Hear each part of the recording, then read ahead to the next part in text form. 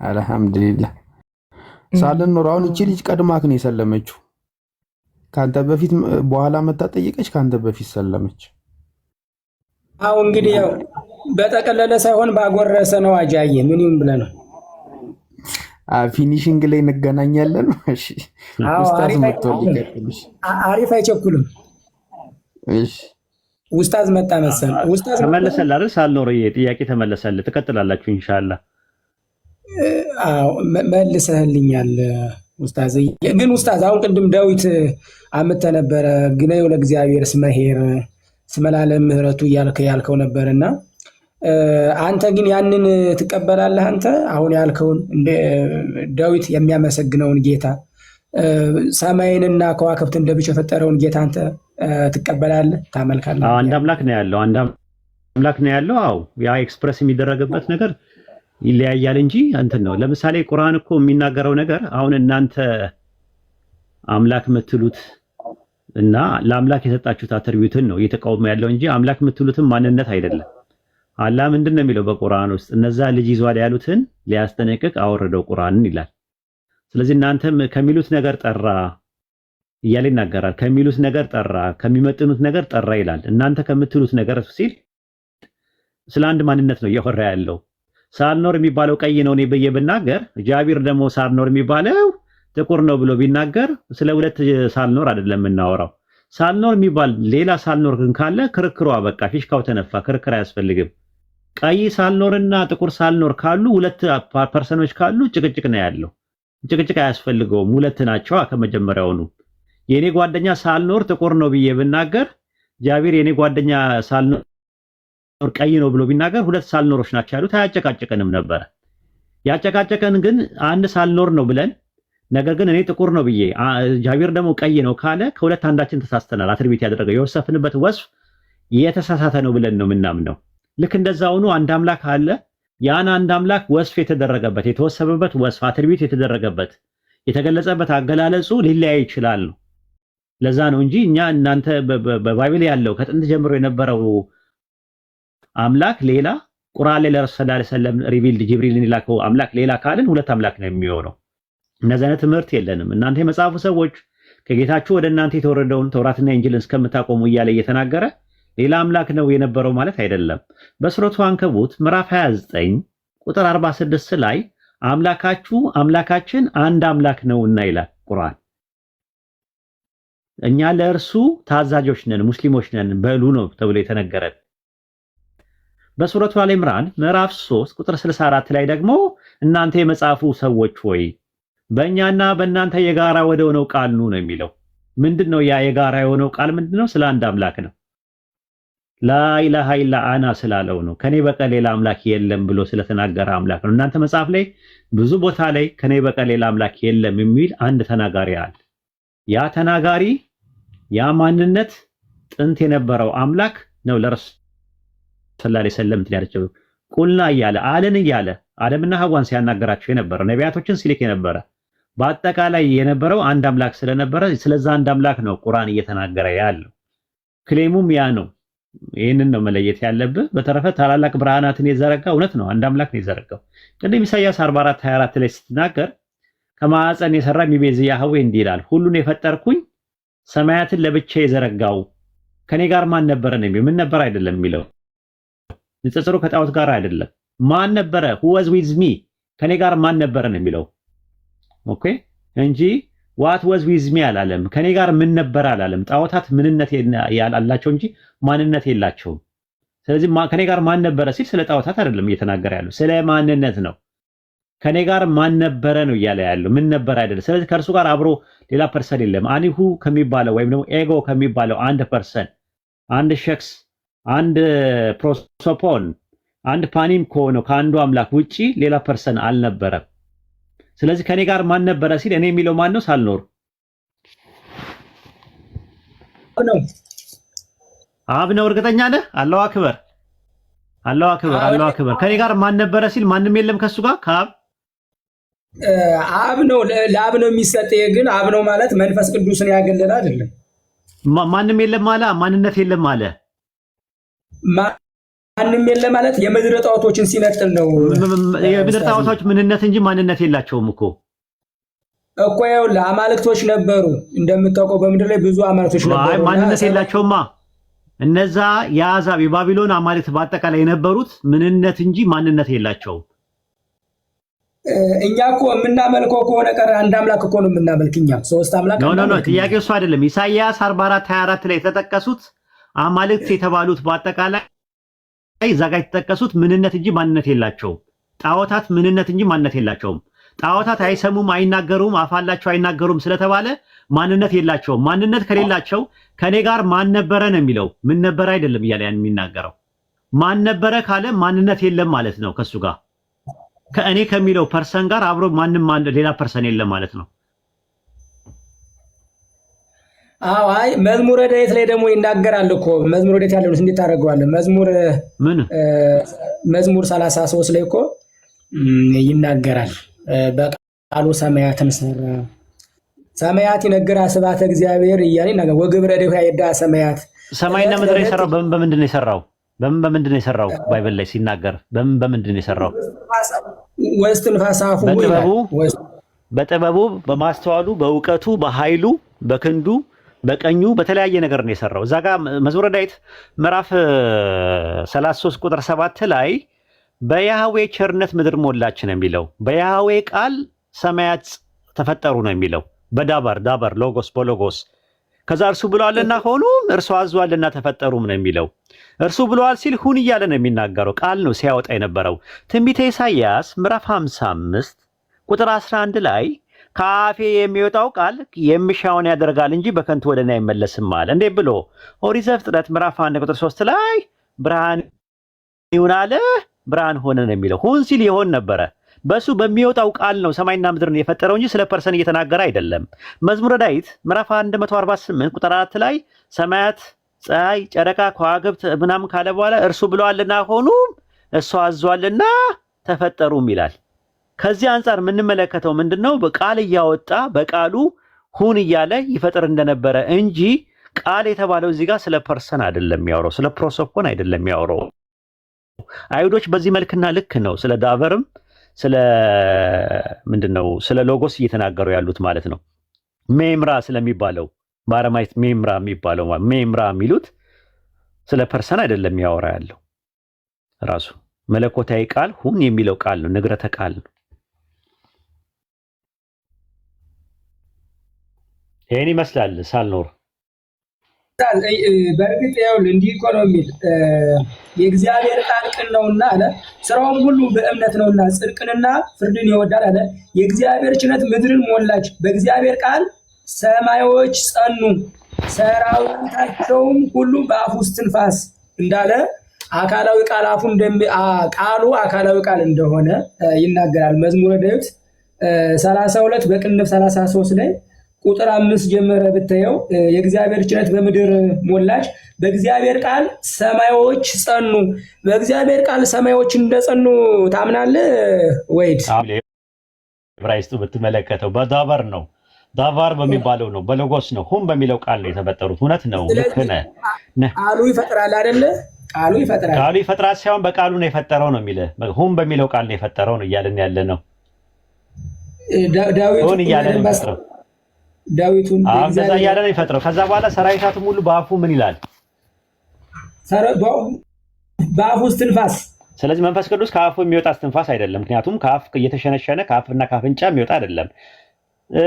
ኦሪት ዘጸአት ምዕራፍ 15 ቁጥር 8 ላይ በአፍንጫው እስትንፋስ ውኆች ተከመሩ ይላል። እስትንፋስ ለሚለው የዕብራይስጡ ቃል ሩሃ ነው የሚለው። ሩሃ ማለት ደግሞ ምንድነው? እስትንፋስ ነው፣ ኃይል ነው እንጂ ሊትራሊ እንደምትወስደው አይደለም ማለት ነው። መዝሙረ ዳዊት ላይ ያለውን ጥቅስ አይተዋል? የተጠቀሱ አሉ። እነዚህ አካላቶችን ታውቃቸዋለህ? እነማን ማን ናቸው? እስቲ ምን ይላል መሰለ? መዝሙረ ዳዊት ምዕራፍ 19 ቁጥር 7 ላይ የእግዚአብሔር ሕግ ፍጹም ነው ነፍስን ይመልሳል አለ። ማን ነው የእግዚአብሔር ሕግ የተባለው? ምን ላይ ያለ? መዝሙረ ዳዊት ምዕራፍ 19 ቁጥር 7 ላይ የእግዚአብሔር ሕግ ፍጹም ነው ነፍስን ይመልሳል አለ። ማን ነው የእግዚአብሔር ሕግ የተባለው? እኔ እንጃ። የእግዚአብሔር ምስክር የታመነ ነው፣ ሕፃናትን ጠቢባን ያደርጋል ይላል። ይሄ ደግሞ ሁለተኛው አካል ማን ነው? ከፍና ዝቅ ብለን ካላነበብነው ጥቅሱ ላይ ቆመህ እንዴት? ሶስተኛው ደግሞ ልጨምርልህ፣ የእግዚአብሔር ስርዓት ቅን ነው፣ ልብን ደስ ያሰኛል ይላል። ሶስት የእግዚአብሔር ትእዛዝ ብሩህ ነው፣ ዓይንን ያበራል ይላል። አራት የተጠቀሱ አሉ። እነዚህ ሸንሽነን እነማን ናቸው እነዚህ አካላት? ከዛ ከመንፈስ ቅዱስና ከአብ ጋር ደግሞ ከወልድ ጋር ደግሞ ወደ 8 9 ይሆናሉ። እነማን ናቸው እነዚህ? እነዚህ የእግዚአብሔር ህጎች ናቸው። እነዚህ አሁን ያወራቸው ህጎች ናቸው፣ የእግዚአብሔር ህጎች ናቸው። አዎ ልክ እንደዛ ማለት የእግዚአብሔር ቃልም ሲባል እንደዛ ነው የምትረዳው እንጂ ሊተራሊ የእግዚአብሔር ቃል የሚባል ፐርሰን የሆነ ነገር አይደለም። በብሉይ ኪዳን ላይ አታገኝም እንደዛ አይነት ነገር። እሱ እኮ አሁን ምን መሰለህ፣ በእርግጥ አሁን እኔ አንተ ቅድም ኢሳይያስ 44 ላይ የተናገርከው አምላካችን አንድ እግዚአብሔር ነው፣ እስራኤላዊ ስማ አምላክ አንድ እግዚአብሔር ነው የሚለውም የታመነ ቃል ነው። እውነት ነው። አንድ አምላክ ነው የምናመልከው፣ ከአንድ አምላክ ውጭ አምላክ የለም። ምክንያቱም እግዚአብሔር ቀናተኛ አምላክ ነው። ኢታምልክ ባዕደ ዘእንበሌኒ ያለ ከኔ ሌላ አምላክ የተቀረጹትም ሁሉ ለአንተ አይሆንልህ። በነገራችን እግዚአብሔር በአምላክነቱ ቀናተኛ አምላክ ነው። አምላካችን አንድ እግዚአብሔር ነው፣ ግን የአንድ እግዚአብሔር ቃል አለው፣ እስትንፋስ አለው ብለን ነው የምናምን። በዛ አጋጣሚ ግን ኡስታዝ ወሂድ እኛ እግዚአብሔር ልጅ ወለደ እንላለን። ምናልባትም ንግግሬ ያስከፋ አላውቅም። አላህ ልጅም መውለድ ቢፈልግ ኖሮ ምን ይፈልግ ነበረ? እሱን እንመጣበታለን ኢንሻአላህ፣ ችግር የለውም። አሁን ግን ምንድነው መሰለ ወደ ለምሳሌ መጽሐፈ ምሳሌ ምዕራፍ 2 ቁጥር 6 ላይ ያህዌ ጥበብን ይሰጣል፣ ከአፉም እውቀትና ማስተዋል ይወጣሉ ይላል። ከአፉ ባህሪ ናቸው። ሶስት አይነት ንግግር አለ። በነገራችን ላይ ዝሩ ቃል አለ፣ የሚበተን አካላዊ ቃል አለ። ስለ ቃል አላወራውም። አሁን እያወራው ስለ እውቀትና ማስተዋል ነው። ከአፉ ማን ይወጣሉ ይላል? ማን ይወጣሉ ይላል? ማስተዋልና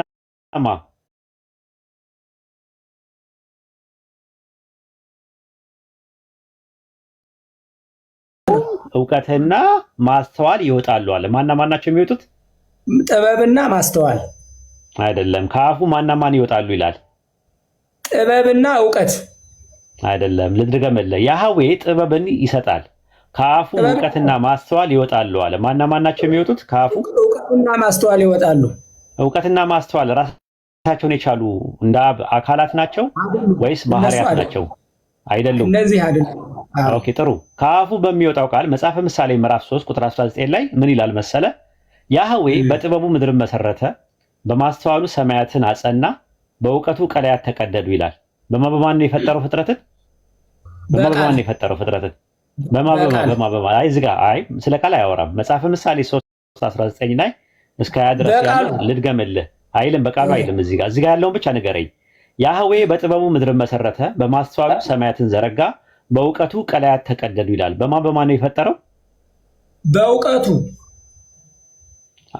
በእውቀቱ አንድ፣ በማስተዋል ሁለት፣ አንዱን ደግሞ ምንድን ነው ያልከው?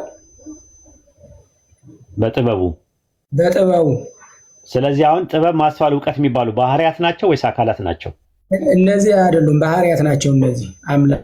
ስለዚህ ልክ እንደዛ ነው የምንረዳው ማለት ነው። በቃል ፈጠረ ማለት፣ በኃይሉ ፈጠረ ማለት፣ በክንዱ ፈጠረ ማለት፣ በእጁ ፈጠረ፣ በቀኙ ፈጠረ የሚል በጣም በጣቶቹም ይላል እኮ የሆነ ቦታ ላይ በጣቶቹም ሰማይ ጣቶች ስራ እያለ ይናገራል። አንደኛ ማለት ነው። ሌላ ደግሞ ሌላ አምላክ ልጨምርልህ፣ የእናንተ ሌላ አካል ሌላ ልጨምርልህ፣ ሌላ አንድ ልጨምርልህና ወደ አንተ እመጣለሁ። እንትን ላይ የኢሳይያስ ምዕራፍ 6 ቁጥር 8 ላይ የእግዚአብሔር ቅናት ይህን ያደርጋል አለ። የማቀናትን የሚያደርገው እግዚአብሔር ቅናት ማን ነው? የእግዚአብሔር ቅናት ይህን ያደርጋል የተባለው አሁን እንግዲህ ጥቅስ ላይ ቆሞ ሳይሆን ወከፍ ወይ ወረድ ብላ አንብልኝ። አይናገርም። ትንቢተ ኢሳይያስ ምዕራፍ 9 ቁጥር 6 ላይ ሕፃን ተወልዶልናል፣ ወንድ ልጅም ተሰጥቶናል፣ አለቅነትን በጫንቃው ላይ ነው፣ ስሙም ድንቅ መካር፣ ኃያል አምላክ፣ የዘላለም አባት፣ የሰላም አለቃ ተብሎ ይጠራል ካለ በኋላ የእግዚአብሔር ቅናት ይህን ያደርጋል አለ። የአብ ቅናት የአብን ነው እንደዛ የሚል እሱ ላይ አብን ነው የሚል። ኦኬ ጥሩ እሺ። ያ የእግዚአብሔር ቅናት የተፈጠረ ነው ወይስ ያልተፈጠረ ነው?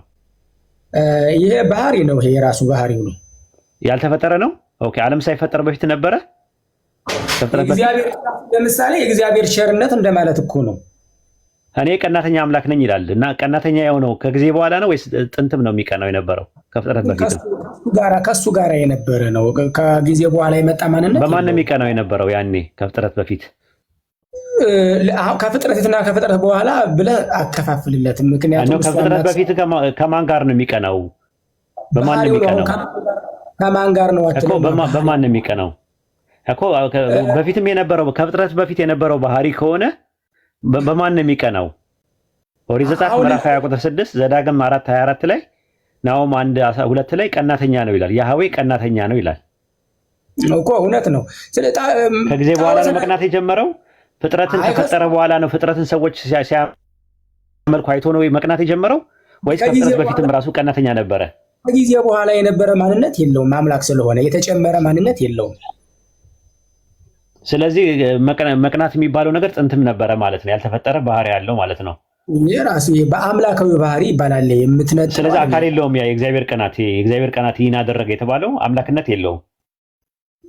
ምኑ የቃሉ ነው ወይስ ቅናት? የእግዚአብሔር ቅናት ይህን አደረገ ይላል። ስለዚህ ኢሳይያስ 9:7 ላይ ከዛሬ ጀምሮ እስከ ዘላለም ድረስ በፍርድና በጽድቅ ያዘናው ዘንድ ይደግፈው ዘንድ በዳዊት ዙፋን ላይ ይቀመጣል፣ አለቅነቱ ይበዛል፣ ለሰላሙ ፍጻሜ የለውም፣ የእግዚአብሔር ቅናት ይህን ያደርጋል አለ። ትንቢተ ኢሳይያስ ምዕራፍ 37 ቁጥር 32 ላይ እንደዛ ነው። ከኢየሩሳሌም ቅሬታ ከጽዮን ተራራ ያመለጡ ይወጣሉ፣ የሠራዊት ጌታ እግዚአብሔር የእግዚአብሔር ቅናት ይህን ያደርጋል አለ። የእግዚአብሔር ቅናት ይህን ያደርጋል የተባለው አካል ያለው ነገር ነው ወይስ ባህሪ ነው? የራሱ ባህሪው ነው ይሄ። አመሰግናለሁ ማለት ነው። ተመልሶልኛል ማለት ነው። ስለዚህ ብሉይ ኪዳን ላይ ያለውን መዝሙረ ዳዊት ምዕራፍ 33 ቁጥር 7 ላይ ያለውን የጠቀስከውና ያጣቀስከውን የሞገትከውና የተሟገትከውን መልስ አግኝተሃል ማለት ነው፣ በቅጡና በአግባቡ።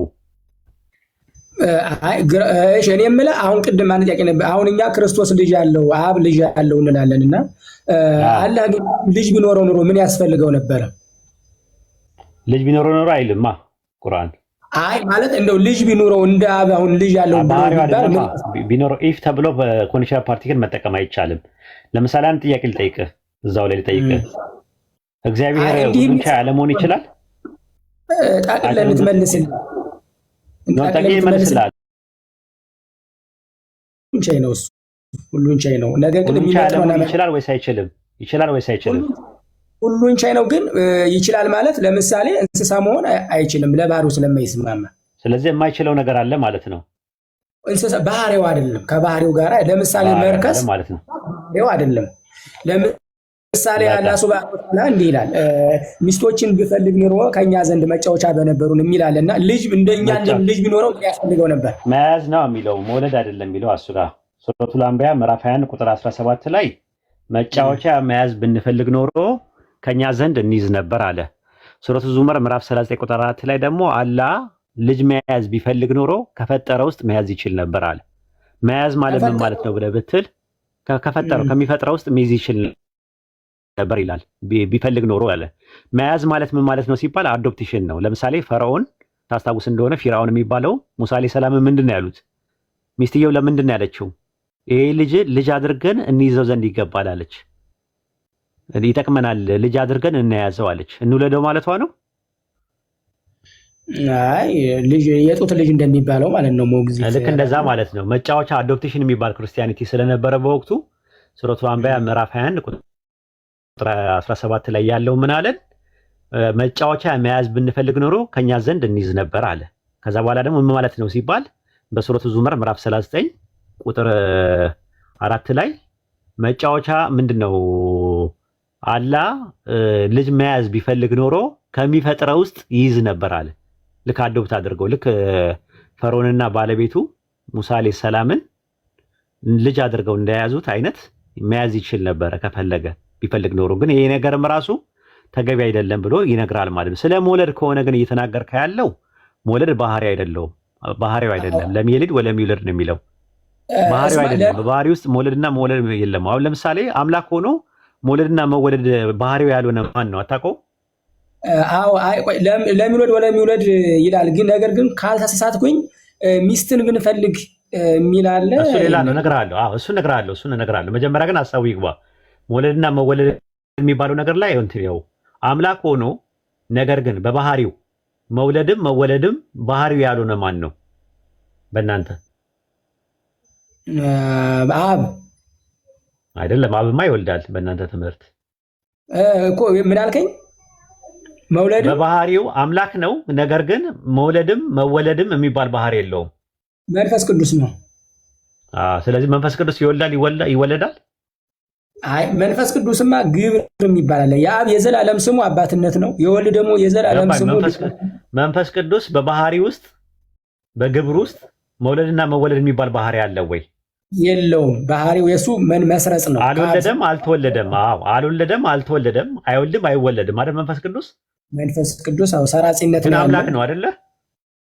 አዎ የአምላክ እስትንፋስ ነው። የአምላክ ቅዱስ እስትንፋስ ነው። ስለዚህ እንደዛ ማለት ነው። ልክ እንደዛ በእኛ ደግሞ አላህ ልክ እንደዚህ በባህሪ ውስጥ መውለድም መወለድም ባህሪ የለውም አምላክ ማለት ነው። አንደኛ። ሁለተኛ ነገር መሆን የሚባል ባህሪ የለውም።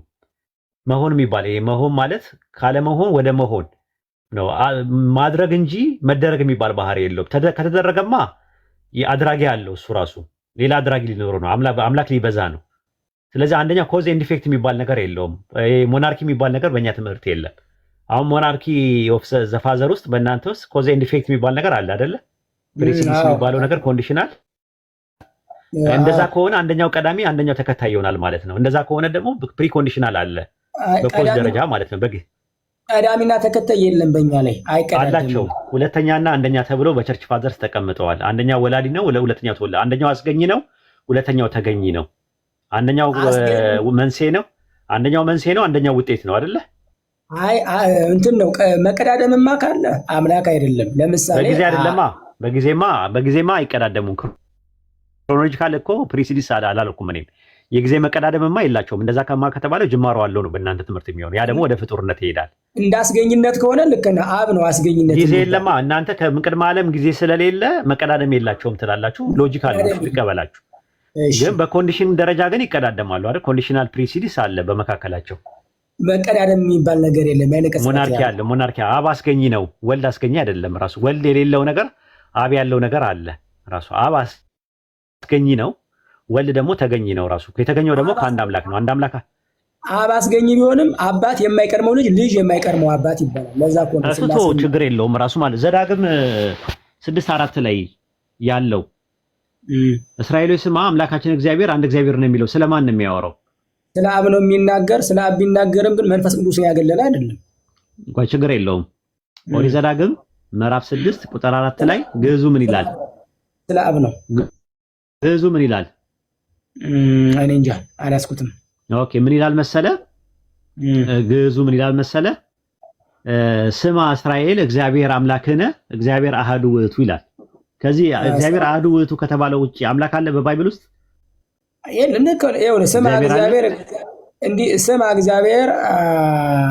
ስማ እግዚአብሔር አምላክን አሐዱ ውእቱ አይደለ? አምላካችን እስራኤሎች ስማ አምላክ አንድ እግዚአብሔር ነው ብሎ ሲናገር ከዚህ ከአንዱ እግዚአብሔር ውጪ ሌላ እግዚአብሔር አለ?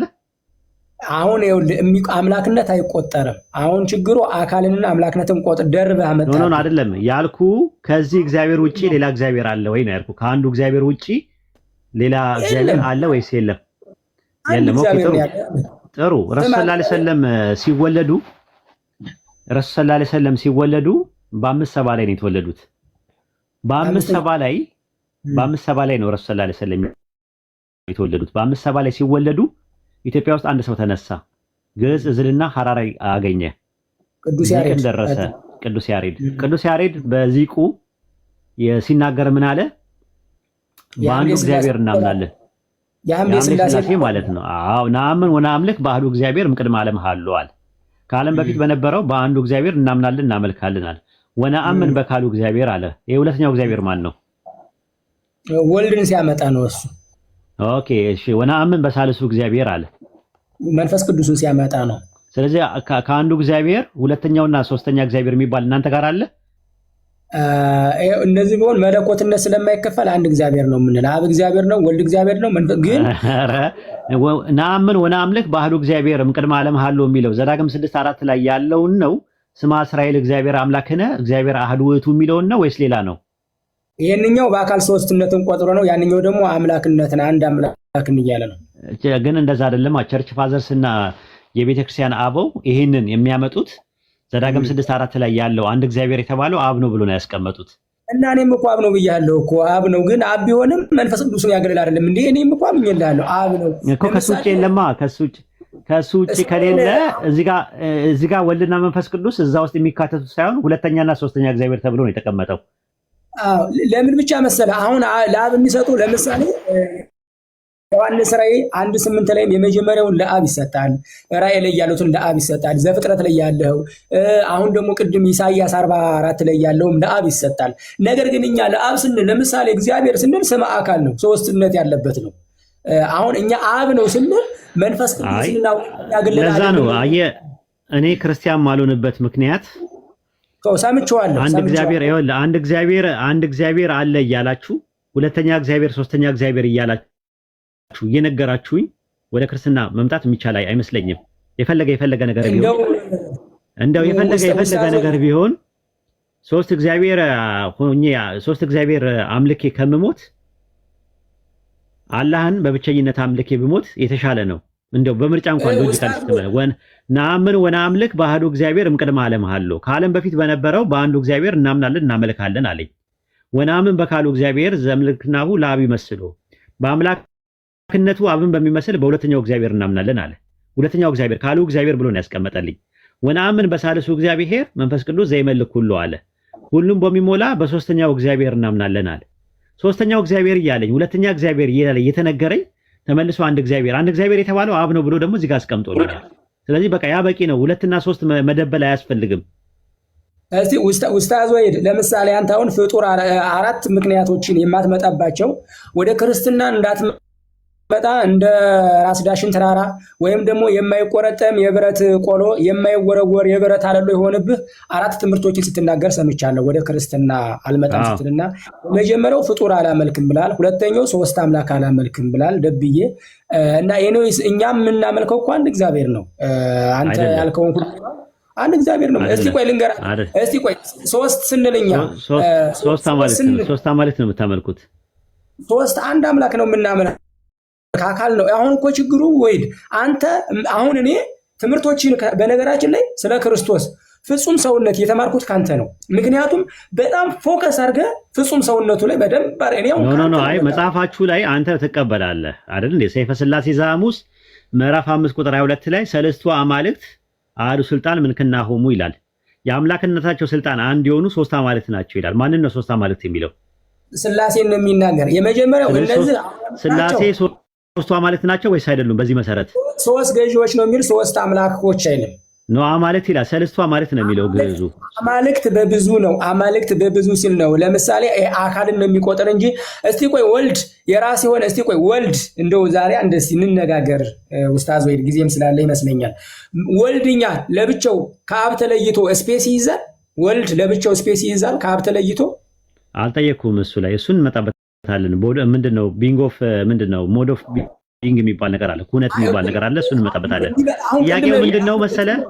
ይኸውልህ የኛን አርጊመንት ልንገርህ፣ የኛ የሙስሊሞች አርጊመንት አምላክ በአካል ሶስት ነው በባህሪ አንድ ነው ብላችሁ እንደምታምኑ ሶስት ባህሪ አለ ብላችሁ አታምኑም። ለምን? ምክንያቱም አብም አምላክ ነው፣ ወልድም አምላክ ነው፣ መንፈስ ቅዱስ አምላክ ነው ስለምትሉ በትምህርታችሁ መሰረት ሶስት ባህሪ አለ ተብሎ አይታመንም። አንተም እኔም እኮ ሶስት ባህሪ የለንም፣ አንድ ባህሪ ነው ያለን፣ አንድ ኤሰንስ ነው ያለን፣ ምንነት።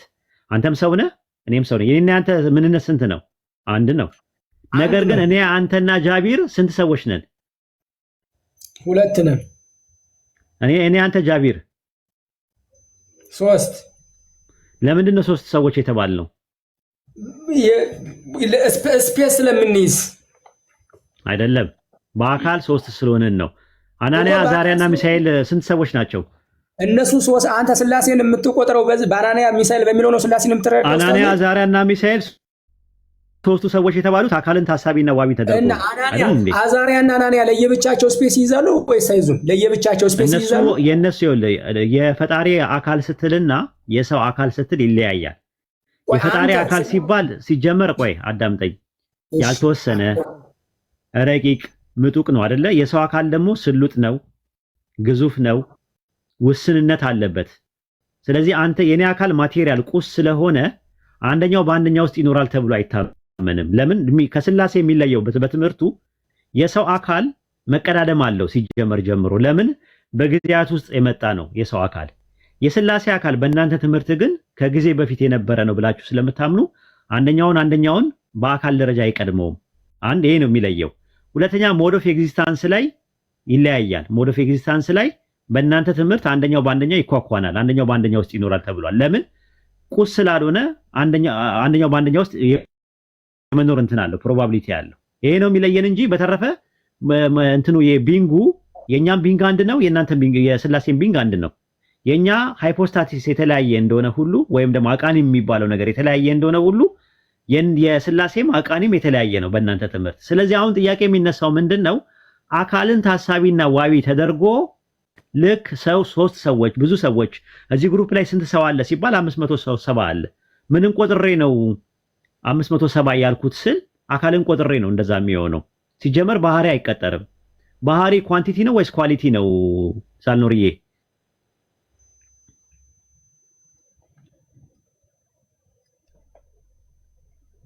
ሳልኖርዬ አቤት አቤት። ባህሪ ኳንቲቲ ነው ወይስ ኳሊቲ ነው? በአማርኛ አድርግልኝ ኡስታዝዬ፣ እኔ እኮ ኢትዮጵያዊ ነኝ።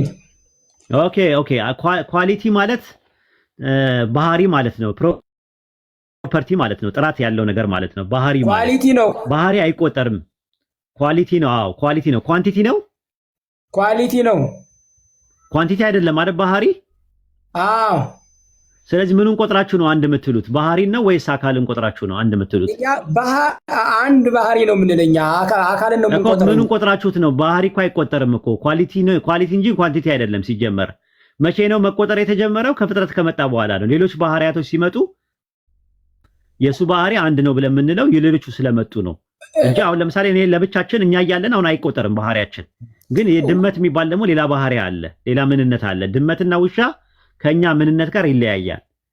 የጃቢርና የአንተ የይስሐቅ ምንነት አንድ ነው ከኔ ጋር። ነገር ግን የድመት የውሻ የሚባል ነገር ስላለ የኔ የሁላችንን ባህሪ አንድ ነው ብዬ እናገራለሁ። ከዛ አንፃር ኡስታዝ ወይ አንዴ ላውራኔም የተናገርካቸው በጣም ጥሩ ነገር ስለሆኑ ደስ ይላል። እሺ አመሰግናለሁ። ኳሊቲ እና ኳንቲቲ ብለኛል። እኔ በንግድ ነው የማውቃቸው እነዚህ ወጪና ገቢ በጥራት ላይ ማለት ነው። ምን መሰለ አንተ ስላሴን ስቆጥር አናንያ፣ አዛርያ፣ ሚሳኤል ወይም ሲድራቅ ወአብደናጎ የሚለውን ቆጠር ካንተ። እኛ ስላሴን ስንቆጥር 1 2 3 በሚል ሶስትነት አንቆጥርም። ምክንያቱም አካሉ አይደል የሚቆጠረው። አካል ስንቆጥር ግን አብ ተከፍሎ አካል ነው እንደምንቆጥር እኛ። ተከፍሎ እኮ አብ ለብቻው ስፔስ የሚይዝ፣ ወልድ ለብቻው ስፔስ የሚይዝ፣ መንፈስ ቅዱስ እንትን ሲሆን ነው ፊዚካሊ አይደለም። እኛም ያለው ሃይፖስታቲስ ነው እያልን ያለ ነው። ስለ ሃይፖስታቲስ ነው እያወራን ያለው። አቃኒም ስለሚባለው ነው እያወራን ነው። አቃኒም ማለት ምንድነው? ፓርቲኩላር ኤግዛምፕል ኦፍ ኤሰንስ አይደለ? ሲጀመር አቃኒም ብዙ ጊዜ ወይድ ስትጠይቅ ያለው ስላሴ ላይ አንተና ትምህርቶችን ስለማይ አካልን አሁን አምላክነት አይቆጠርም። አካል ነው እኛ የምንቆጠር። አምላክነት አንተ አካልና አምላክነትን ባድ ላይ ነው የምታመጣቸው። እኛ አይደለም፣ እንደዛ አይደለም። ቆይ አሁን ይቆጠራል አልከኝ። መልስ። አካል አይቆጠርም? ይቆጠራል። አካል ስንቆጥር ግን ለብቻ ቦታ ይዛሉ ብለን አይደለም። ቦታ ይዛሉ ብላችሁ ነው አላልኩም። እኔ አላልኩማ። ያልወጣኝን ስትሮማን ፋላሲ አትስራ። እኛ የምንለው ምንድነው? እንዛዱ አምላክ እንዛዱ ሰለስቱ ወንዘ ሰለስቱ አሐዱ ይሴሌሱ በአካላት ወይ ተዋዱ በመለኮት ብላችሁ ታምናላችሁ።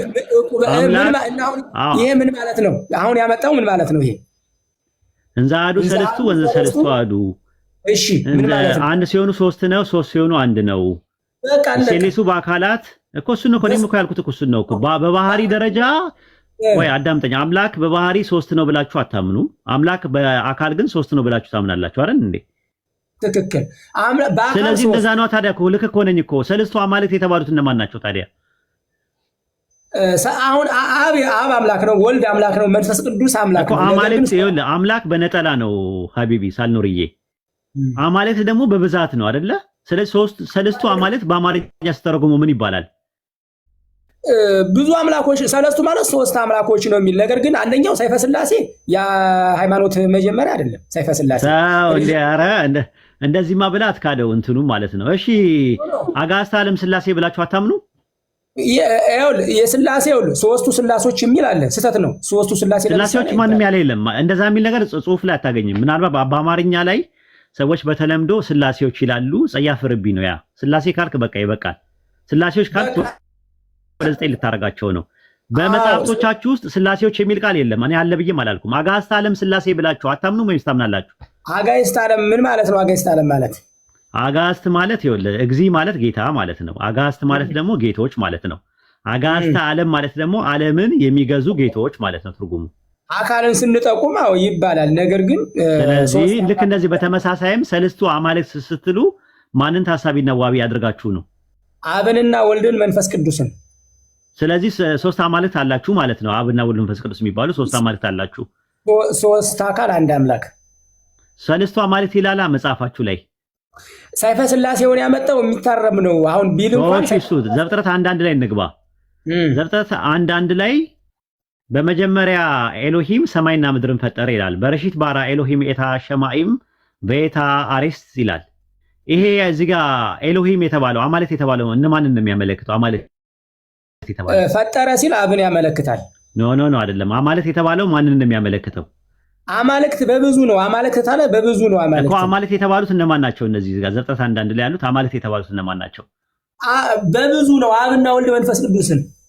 ስለዚህ አብ ወልድ መንፈስ ቅዱስ አማልክት ናቸው ወይስ አይደሉም? በዘፍጥረት 1:1 መሰረት በእናንተ ትምህርት አማልክት የምንለው የራሳቸውን የቻሉ አምላክ አይደሉም። በነገር አካልን ነው የምንቆጥረው። አላልኩም እኔ በአካል ሶስት አማልክት ናቸው ወይስ አይደሉም ነው ጥያቄ። በአካል ሶስት አማልክት የሚባል በአካል ሶስት በመለኮት እንግዲያው ስማው መምህርን መጽሐፍ ቅዱስ ላይ ስለሌለ እናንተ ጌታ ብታችሁ ነው የምታወሩት ብለው የሚናገሩ ሰዎች አሉ።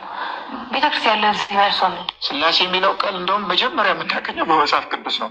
በሊቃውንት ደረጃ ብለን ስንናገር እንደው ቴዎሎጂካል የሆነውን ጥናት ነገረ መለኮታዊ የሆነውን ጥናት ስንናገር የመጀመሪያው ቃሉን ቃል በቃል ትሪኒቲ የሚለውን ቃል የተጠቀመው በምስራቅ ኦርቶዶክሶች በ170 ዓመተ ምህረት ላይ የነበረው ቴዎፍሎስ በ170 ዓመተ ምህረት ላይ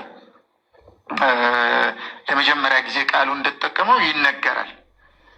ከዛ በኋላ ደግሞ ተርቱሊያን የተባለው ሊቅ በምዕራባውያን ዘንድ በጉልህ የሚነገርለት ሊቅ ነው። እሱ በሁለተኛ ደረጃ ግን በምዕራባውያን ለመጀመሪያ ጊዜ ስላሴ የሚለውን ቃል እንደተጠቀመ ይነገራል። ከዚህ ቀድሞ ግን በመጽሐፍ ቅዱስ በመጀመሪያው ምዕራፍ በመጀመሪያው ቁጥር ስለ ስላሴ ነው የሚናገረው። እግዚአብሔር ለምሳሌ ፍጥረትን ሲፈጥር የፈጠረበትን መንገድ መጽሐፍ ቅዱስ ያስረዳል። ምንድን ነው የሚለው? በመጀመሪያ እግዚአብሔር ሰማይና ምድርን ፈጠረ ይላል። የተጻፈው ይህ ምንባብ መጀመሪያ የተጻፈው በዕብራይስጥ ነው።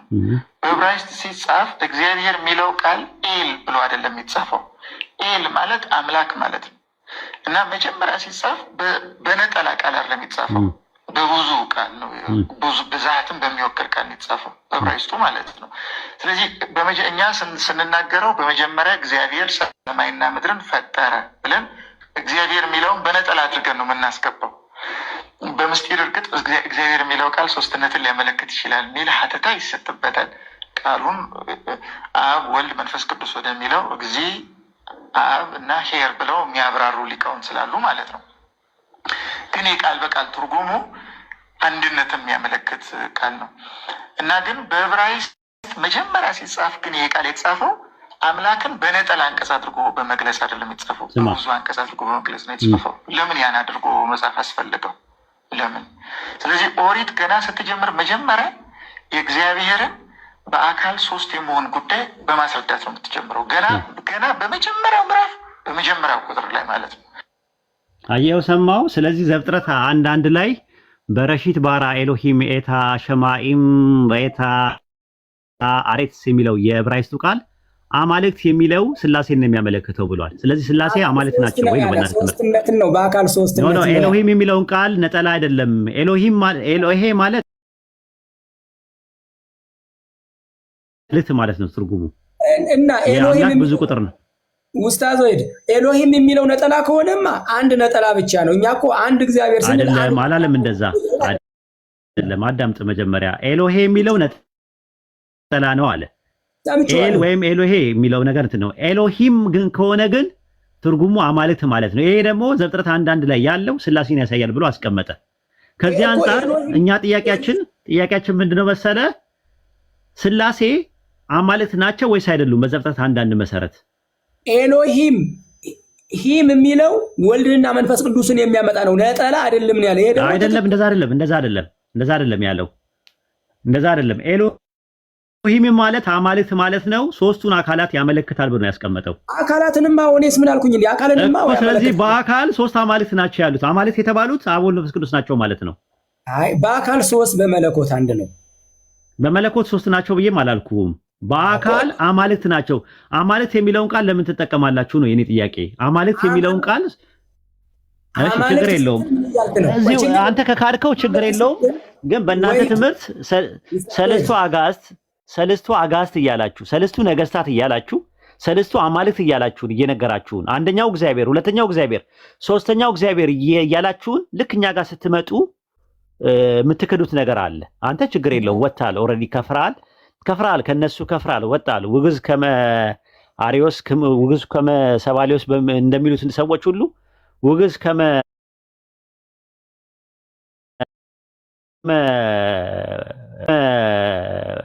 ወሂድ ተብለሃል ሰምቻለሁ።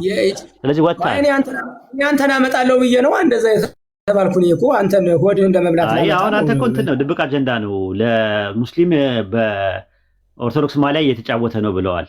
ራሱ ሰልሟል እየተባለ ነው ራሱ እየተናፈሰ ያለው። እኔ አላቀለም እንደ ፍጥምጥም ያ እኮ የተባለው ምን መሰለህ፣ እኔ እንደመጣሁኝ በመጽሐፍ ቅዱስ ስትለኝ ይሄ ሰውዬ በቃ ቸግሮት ነው የሰለመ ብዬ ትንሽ ማምረቻ ነበረችኝ እንደው አንተን አመጣለሁ ብዬ አስቤ በዛው ቀልጬ የቀረውኝ እንጂ የተጣለውበት በዚህ ነው ሌላ አይደለም። ግን ወደ እውቀቱ እንንጣና ችግር የለም እሱ እግዚአብሔር ያውቃል የልቡን። አሁን ምን አልከ እንዴ? ሶስት አካል እኔ ልታመጣ ነበረ። ወዴት ነው የምታመጣው? እግዚአብሔር ወደ እኔ ቸግሮ መስሎኝ የሰለምኩ እኮ አንተን ላመጣ ነበረ እኮ ወይድ እዛ ውስጥ የገባው። ማለት እኔ ቸግሮኝ እስልምና ውስጥ ገብቼ እኔ እንደዛ ነበር የመሰለኝ። ኋላማ አውሮፓን ዋሉ የምትኖር ከዛ የጧፍ ማምረቻ ነበረችኝ። በቃ ይሄ ሰው ቸግሮት ነው ይችን የጧፍ ማምረቻያን እንከፈልና ብዬ ከዛ ነብዩና መልሰዋለሁ ነው። በነገራችን ላይ ቸግሮት የሚመጣ ሰው ተመልሶ ይሄዳል እመነኝ። ምክንያቱም እስልምና ጋር ችግሩ ትልቁ ችግሩ ምንድነው? ሰዎች ያለ ኡዝር ገንዘብ ዝም ብለው አይሰጡም። አንዳንድ የሚሰጡት እዚህ ዝም ብለው ቲክቶክ ላይ ያሉ ውርውር የሚሉ ሰዎች፣ ሰው የሚያበላሹ ሰዎች ብዙ ሰዎች አውቃለሁ እኔ። ያለ ኡዝር ግን ገንዘብ መስጠት ልመና በኢስላም ሐራም ነው፣ አይፈቀድም መለመን በጣም የተከለከለ ነገር ነው፣ ሐራም ነው በጣም። ረሱል ሰለላሁ ዐለይሂ ወሰለም በሐዲስ ላይ ልመና በጣም ከባድ ወንጀል እንደሆነ ነው በኢስላም። ሰው ሰርቶ መብላት አለበት። እጅግር የሌላቸው ሰዎች፣ አካለ ገደሎ የሆኑ ሰዎች፣ አማራጭ የሌላቸው አሁን ለምሳሌ ሰለምቴዎች ከቤት ወጥተው ወጣቶች ሆነው ሲወጡ ከቤት ሲባረሩ የሚበሉት ነገር የላቸውም። ትምህርት ምን እንደሆነ ትምህርት አልጨረሱ፣ ስራ እንኳን ሰርተው እንዳይበሉ ማለት ነው። ያ ነገር እንዳይሆን ጎዳና ላይ እንዳይወጡ ተብሎ የራሱ ተቋም አለው። በእስልምና የራሱ ተቋም ተመስርቶላቸዋል እንጂ አረጋውያን አካላቸው የጎደሉ ሰዎች ምናምን ነገር መረዳት አለባቸው። እናምናለን እንደዛ። ምክንያቱም እጅግር የላቸውም። እጅግር ያለው ሰው ጤነኛ አይምሮ ያለው ሰው ሰርቶ መብላት ይችላል። ብዙዎቹ እንደዛ ነው። አንዱ ከሆነ ቦታ ላይ እንትን ሆነ ራሱ ቆሞስ ነው መጣ። ከዛ መጣና እንትን አለ ሻሃዳ ያዘ። በስንተኛው ቀን ጓደኛውን ይዞት መጣ። ሻሃዳ ያዙ ሁለቱም። ከዛ ሁለቱም ሻሃዳ ይዘው መጨረሻ ላይ ከቤተክርስቲያን ወጥተናል አሉ። ወጡ።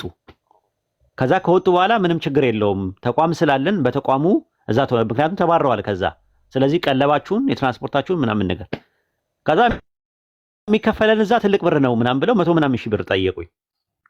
ከዛ 100 ምናምን ሺህ ብር ነው የሚከፈለን እዛ እና ቢያንስ ሙስሊሞች ሀብታሞች እንደሆኑ አውቃለሁ። ወይ አስተባብርልን ወይ ተቋሙ 140 ሺህ ለሁለታችን በየወሩ ደሞዝ ይክፈለን አሉ። አይሆንም አልኳቸው። እንደዛ አይነት ነገር የሚባል ነገር የለም። የመጣችሁት ለምን ጎዳና ላይ አትወጡም አልኳቸው። እኔ ጎዳና ላይ ለምን አትወጡም እንዳልኳችሁ ከቤት ክራያችሁ የቀለባችሁ የትራንስፖርታችሁ ለ6 ወር ያክል ይሰፈርላችኋል። ተቋሙ ነው የሚችላችሁ። ከዛ ራሳችሁን ችላችሁ መስራት አለባችሁ አልኳቸው። አንድ ወርም አልቆዩም። ወዲያውኑ ከመቀስፈት ከሚዲያ ጠፍተው ከእንትን ጠፍተው ተመልሰው እዛው ቤተክርስቲያን ውስጥ ገቡ ይቅርታ ጠይቀው።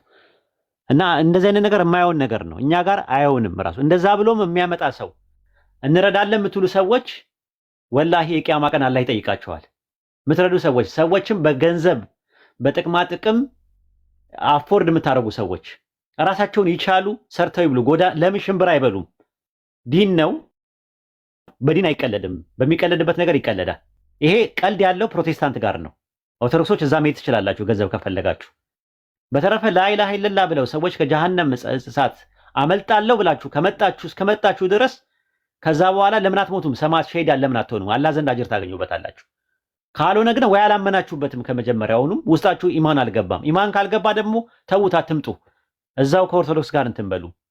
ብዙ ችግር ያለው እንደ አይነት ፕሮብሌም ያለው ከፕሮቴስታንት የሚመጡ ሰዎች አይደሉም። እኛ ጋር ከፕሮቴስታንት የሚመጡ ሰዎች ረጅም ጊዜ ይፈጅባቸዋል።